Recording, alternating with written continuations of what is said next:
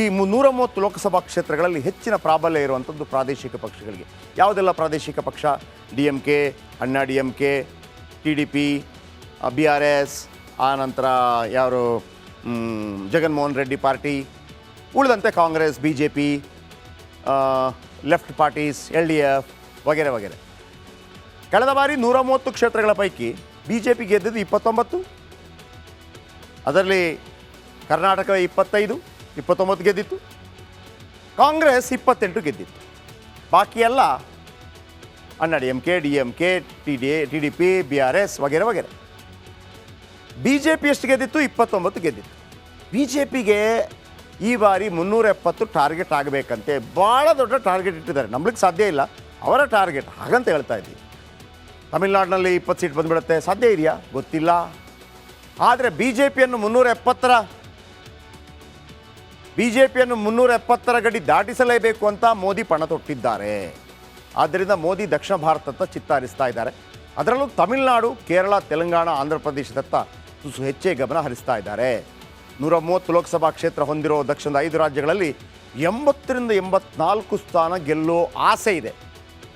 ಅಷ್ಟು ಗೆದ್ದರೆ ಮಾತ್ರ BJP 370 ತಲುಪಿಸಲು ಮೋದಿ ಮುಂದಾಗಿದ್ದಾರೆ. ಕಳೆದ 3 ತಿಂಗಳಿಂದ 5 ಬಾರಿ ದಕ್ಷಿಣ ರಾಜ್ಯಗಳಲ್ಲಿ ಪ್ರಧಾನಿ ಮೋದಿ ಯಾತ್ರೆ ಮಾಡಿದ್ದಾರೆ.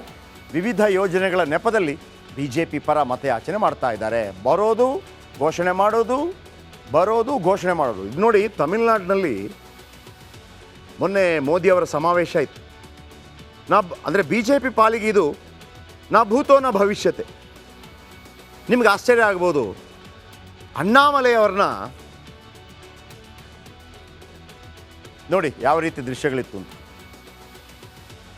ನೋಡಿ, ಇದು ತಮಿಳುನಾಡಿನಲ್ಲಿ ನಡೆದದ್ದು. ಯಾವತ್ತೂ ಕೂಡ ಇಷ್ಟು BJPಗೆ ಜನ ಸೇರಿರಲಿಲ್ಲ.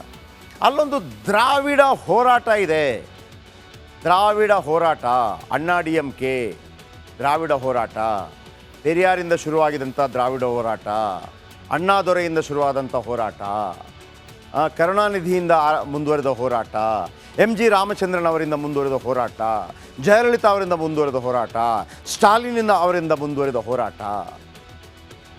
ಹಾಗಂತ ಅತಿ ಹೆಚ್ಚು ದೇವಸ್ಥಾನಗಳು ಅಲ್ಲೇ ಇರೋದು. ತಮಿಳ್ನಾಡು ದ್ರಾವಿಡಿಯನ್ ಹೋರಾಟಗಳಿದ್ದರೂ ಕೂಡ ಆ ಸಿಂಬಲ್ ಇದೆಯಲ್ಲ, ತಮಿಳ್ನಾಡು ಸಿಂಬಲಲ್ಲಿ ದೇವಸ್ಥಾನದ ಗೋಪುರ ಕೂಡ ಇದೆ. ನಿಮಗೆ ಹಿಂದೂ ಧರ್ಮದಲ್ಲಿ ಬರುವಂತಹ ಎಲ್ಲ ನವಗ್ರಹ, ವಿನಾಯಕರ್, ಈಶ್ವರ, ಆಮೇಲೆ ತಿರುನಲ್ಲಾರ್, ಶನಿ ದೇವಸ್ಥಾನ ತಿರುನಲ್ಲಾರ್ ಭಾಳ ಪವರ್ಫುಲ್ ದೇವಸ್ಥಾನ ಅದು. ನಿಮಗೆ ಶನಿ ದೋಷ ಇದ್ದರೆ ತುಂಬ ಜನರು ಹೇಳ್ತಾರೆ ಅಲ್ಲಿ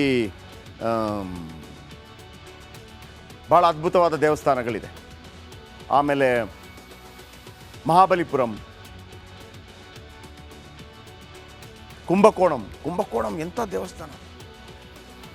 ಕುಂಭಕೋಣಂನಲ್ಲಿ ಒಂದು ಜಾಗ ಇದೆ, ನಿಮ್ಗೆ ಹೇಳ್ಬಿಡ್ತೀನಿ ಇದರ ಮಿಡ್ಲಲ್ಲಿ. ಅಲ್ಲಿ ಒಂದು ನಾಡಿ ಜ್ಯೋತಿಷ್ಯ ಅಂತ ಬರುತ್ತೆ ಕುಂಭಕೋಣಂನಲ್ಲಿ. ವೈದ್ಯನಾಥೇಶ್ವರ ಕೋಯಿಲ್. ಅಲ್ಲಿ ಮಹಾಮುನಿ ಅಗಸ್ತ್ಯ ಎಲ್ಲರ ಜ್ಯೋತಿಷ್ಯ ಬರೆದಿಟ್ಟಿದ್ದಾರೆ ಅಂತ. ನೀವು ಬೇಕಿದ್ರೆ ಗೂಗಲ್ ಮಾಡಿ, ನಾಡಿ ಜ್ಯೋತಿಷ್ಯ ಅಂತ ಇಲ್ಲೆಲ್ಲ ಲೋಕಲ್ ಸಿಗುತ್ತೆ, ಅದೆಲ್ಲ ಅಗಸ್ತ್ಯರು. ಅಲ್ಲಿ ನೀವು ಹೋಗಿ ಭವಿಷ್ಯ ಕೇಳಿದರೆ ಒಂದು ತಾಳೆಗರಿ ತೊಗೊಂಬರ್ತಾರೆ. ತಾಳೆಗರಿ ತೊಗೊಂಬಂದ್ಬಿಟ್ಟು ನಿಮ್ಮ ಭವಿಷ್ಯ ಹೇಳೋ ರೀತಿ ಭಾಳ ಅದ್ಭುತವಾಗಿದೆ ಅದು. ಅಂದರೆ ನಿಮ್ಮ ಹೆಸರು ಹಿಂಗೆ ಶುರು ಆಗುತ್ತೆ, ಅವರೇ ಹೇಳ್ತಾರೆ ನಿಮ್ಮ ಹೆಸರು ಹಿಂಗೆ, ಅದು ಹಿಂಗೆ ಅಂತ ಒಂದು 12 ಪಾಯಿಂಟ್ ಹೇಳಿ ಅದು ಸೆಟ್ ಆದರೆ ಮಾತ್ರ ನಿಮಗೆ ಜಾತಕ.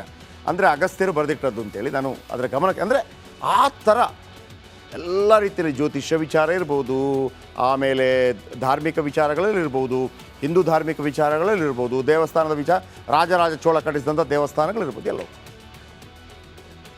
ಇಲ್ಲಿ ಯಾವತ್ತೂ ಕೂಡ BJP ಖಾತೆ ಓಪನ್ ಮಾಡಿದ್ದಿಲ್ಲ. ಹಾಗಿದ್ದರೆ ಈ ಬಾರಿ ಏನು ಮಾಡ್ತಾರೆ ಅಂತ ಇನ್ನೊಂದಿದೆ. ವಾರಣಾಸಿಯಿಂದ ಸ್ಪರ್ಧೆ ಮಾಡಿದಂಥ ನರೇಂದ್ರ ಮೋದಿ ಅವರು ಕೊನೆಗಳಿಗೆಯಲ್ಲಿ ರಾಮೇಶ್ವರದಿಂದ ಕೂಡ ಸ್ಪರ್ಧೆ ಮಾಡ್ತಾರೆ. ಆ ಮೂಲಕ ಒಂದು ಪ್ರಭಾವಳಿ ಕ್ರಿಯೇಟ್ ಮಾಡುವಂಥ ಪ್ರಯತ್ನ ಇದೆ ಅಂತ ಕೇಳಿ ಬರ್ತಾ ಇದೆ. ಬನ್ನಿ, ಇದರ ಬಗ್ಗೆ ಇನ್ನಷ್ಟು ಮಾಹಿತಿ ನಿಮ್ಮ ಮುಂದೆ. ಮೋದಿ